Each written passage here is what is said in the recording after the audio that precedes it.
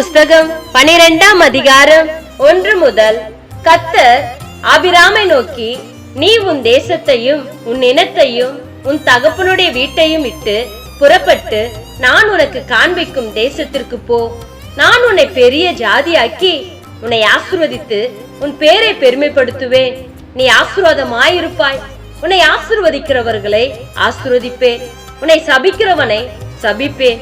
பூமியில் உள்ள வம்சங்களுக்கெல்லாம் உனக்குள் ஆசீர்வதிக்கப்படும் என்றார். கர்த்தர் ஆபிராமுக்கு சொன்னபடியே அவன் புறப்பட்டு போனான். லோத்தும் அவனோடு கூட போனான். அபிராம் ஆரானை விட்டு புறப்பட்ட பொழுது 75 வயது உள்ளவனாயிருந்தான்.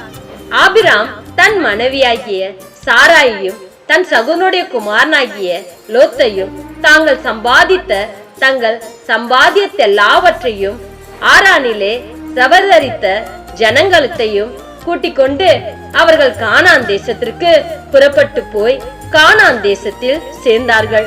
அபிராம் அந்த தேசத்தில் சுற்றி திரிந்து சீகேம் என்னும் இடத்திற்கு சமீபமான மோரே என்னும் சமபூமி மட்டும் வந்தான்.